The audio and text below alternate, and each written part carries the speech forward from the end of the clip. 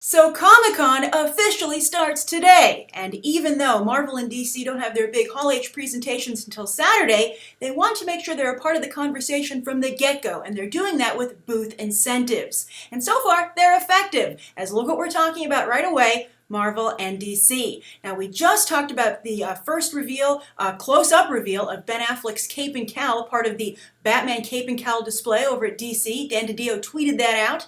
And now we're going to turn our attention to Marvel, which has their own booth incentive, and this is a takeaway. These are the posters they hand out every year. If you're a Comic-Con regular, at least for the past year or so, you recall that Marvel likes to hand out these convention exclusives, posters for the upcoming films. For the Avengers, for instance, they had these posters that all connected, and you could piece them together to make one giant poster. And that's what they're doing here for the Avengers Age of Ultron, and we have our first two posters today. In fact, we have three posters to discuss today because there's also an Ant-Man poster, and that's very interesting as well. In fact, let's start with that because this is our first official look at the Marvel property under new management. Of course, I'm talking about Peyton Reed taking over for Edgar Wright and Adam McKay being their new script doctor. Of course, this is a science story, so I think a script doctor is fitting.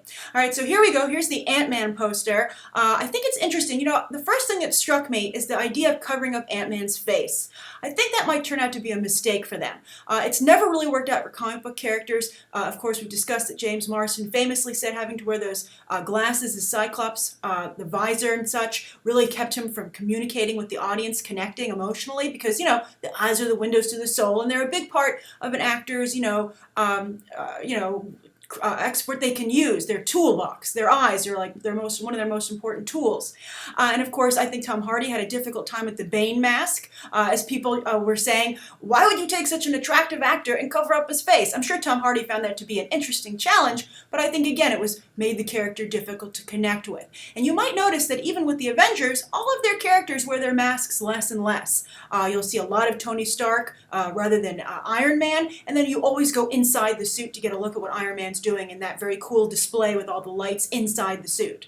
And of course, Captain America, his mask gets torn off, he forgets it, he's wearing it less and less as well, because it's just hard to interact with the character under those circumstances. So this is a full face mask. This is like beyond Hannibal Lecter, and you'll see that Star-Lord, even in Guardians of the Galaxy, won't be wearing that mask very much either. It very conveniently dissolves off his face, so he can look cool when he needs to, but then he can, emote with the audience. So to have a full bodysuit like this, I'm curious to see if this is a decision that Marvel ends up regretting.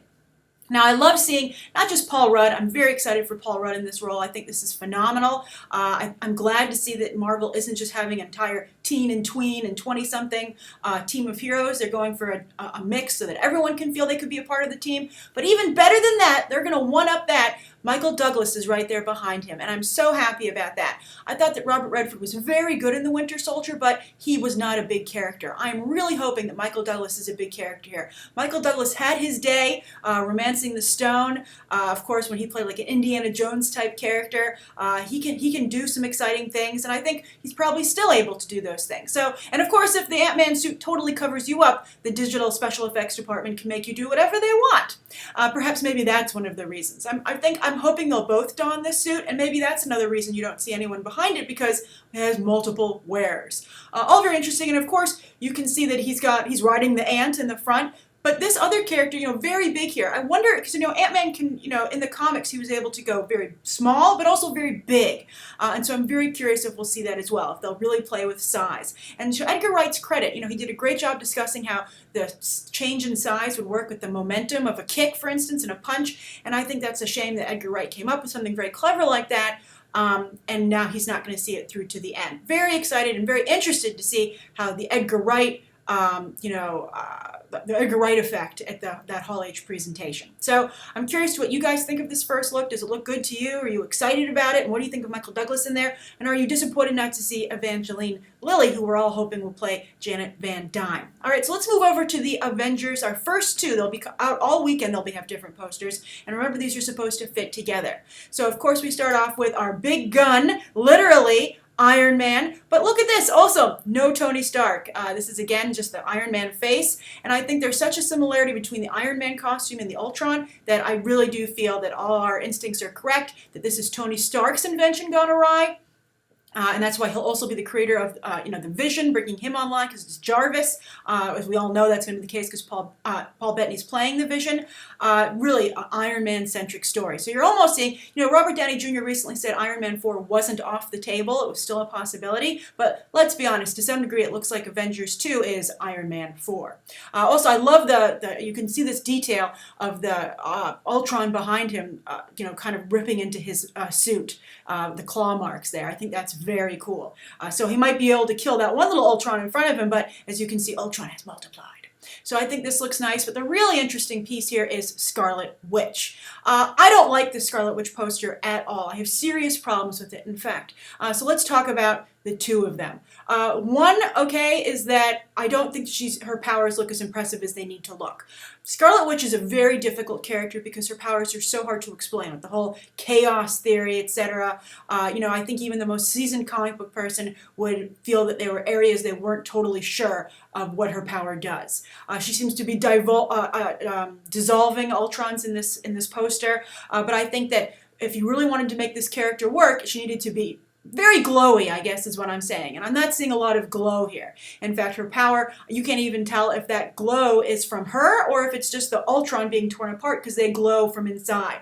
And if Wanda don't glow, I don't see the point of Wanda. I think that, if she can just, she's just basically a telepath, then I would like you to bring in a telepath. I think the chaos magic, if you don't see that magic, that's the key word, magic, she's the Scarlet Witch, I don't see a lot of point in bringing her character into the mix.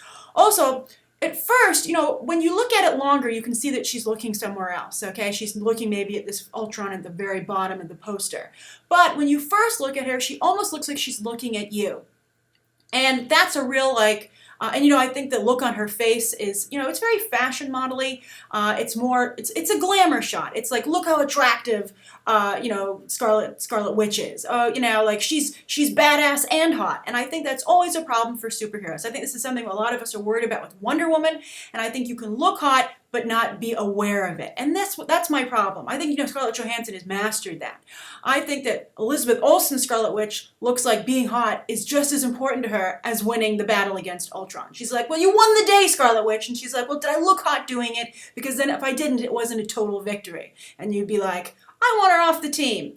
So I'm very disappointed in this poster, and I would hope I hope the Black Widow poster doesn't follow the same, the same suit. I think that we don't want a situation here where people are voguing. That's, doesn't work out for actresses, and I wish that Hollywood would stop making them do it. But I'm curious as to what you guys think of these posters. You got Ant-Man, and then you have these first two Avengers posters. Do you think these were good Avenger choices to kick off the convention? Scarlet Witch and Iron Man. And do you think that if they were good choices, were they executed well? So write your thoughts down below. Thank you for tuning in, and you can check out my Comic-Con coverage complete here on Beyond the Trailer over the next few days. All right, bye.